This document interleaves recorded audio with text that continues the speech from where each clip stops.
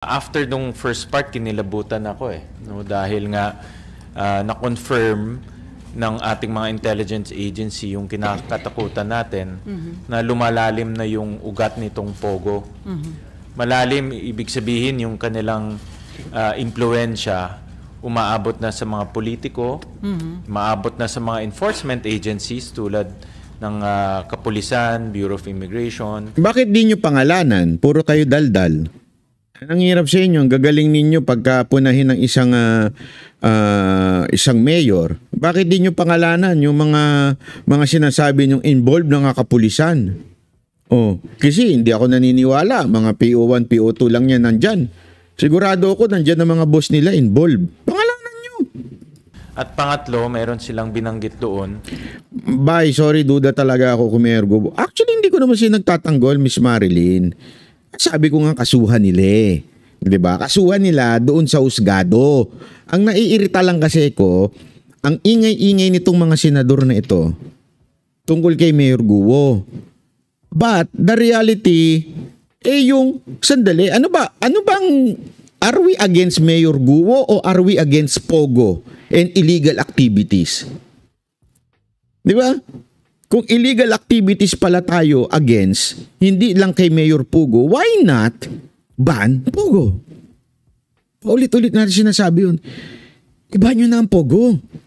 Anak kayo ng tutsa. Ang dami nyong hanash, ang dami nyong sinasabi tungkol kay Mayor Guo. Bakit ba masama si Mayor Guo? Because, ano bang punot dulo nun? Di ba? Ang punot dulo nun kasi involved sa Pogo. Ay putangin na, hindi. Bakit di yung Pogong tirahin natin? Yun ang sinasabi ko Ang dami nating hanas na si Mayor Guo. O sige, idemanda nyo na. Pero, more than that, yung Pogo ang tanggalin nyo. More than that, idemanda nyo. Sana, sa akin sana yung passion ninyo sa pagkondena kay Mayor Guo, ilagay nyo yung passion ninyo sa pagkondena sa Pogo. Hindi Nandun lang kay Guo. Yun ang kinaiinisan natin. Wala akong pakialam kay Guo. Hindi ko naman kakilala. Hindi naman Duterte yan. Hindi naman kung ano-ano yan. Wala yan. Ang punto lang, yung Pogo ang pag-inita natin talaga. Hindi ito lang. Na pati yung mga local na criminal syndicates ay nakakasama na nila. Hindi ko ibibigay yung detalye dahil nga executive session. Tapos, di mo bibigay yung detalye, pero pag kasi, kaya ako naiirita Ito this is, double standard.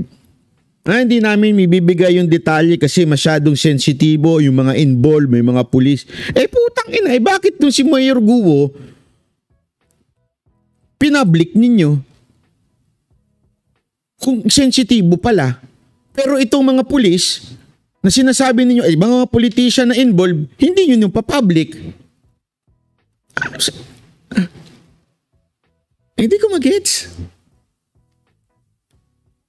Okay lang na maging public trial yung kay Guo, pero dito sa iba, kailangan executive. Sino namimili na dapat executive session lang ito? Tapos dito sa isa pwede. Tama, mali. May problema tayo dyan. Okay lang sana kung sabihin nila, okay, medyo sensitive tong issue na to. Tayo na lang nag-uusap. Okay. Pati yung kay Mayor Guo, isama nyo. Tapos, kasi anong nangyari, binulgar nila lahat. Dun sa tao, pati jowa, inimbestigahan. Anong may mali? Kung ang jowa mo tarantado. Ang mali, yung umibig sa mali. Yun, mali yun. Pero walang illegal sa umibig sa mali. Ulitin ko Kung ikaw, umibig ka sa isang babaero, walang illegal dun. Tanga ka lang. Kasi umibig ka sa babaero. Tama, mali. So ngayon, kung yung jowa mo may katarantaduhan, kasi yun ang pinalalabas nila may katarantaduhan yung jowa nito ni bakit hindi yung jowa ang tawagin nyo dyan? At yun ang pagtatanungin ninyo. Tama, mali. Anong problema sa sobrang yaman? O sinasabi ninyo yung source ng pera niya galing sa kasi double standard tayo eh. Galing sa Pogo. O sandali. Bawal ba Pogo? Hindi. O anong problema nyo? O tanungin ko kayo, saan galing yung pera nyo?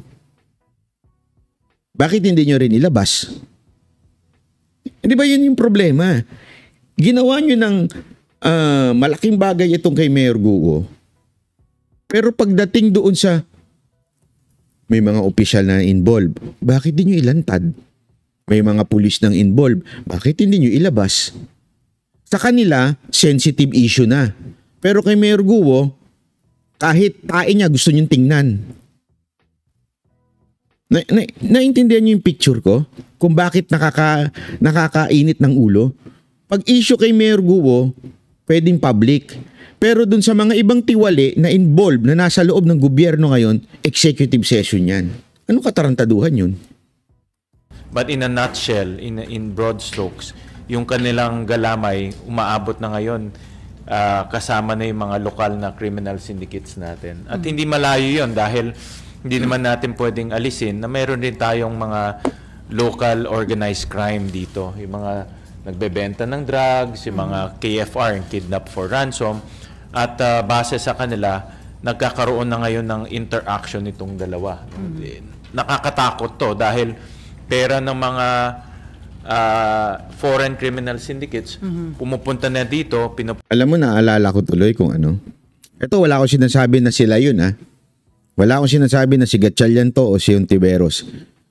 Pero alam mo, naalala ko dito, yung mga ACDC na vlogger, yung attack and collect, defend and collect.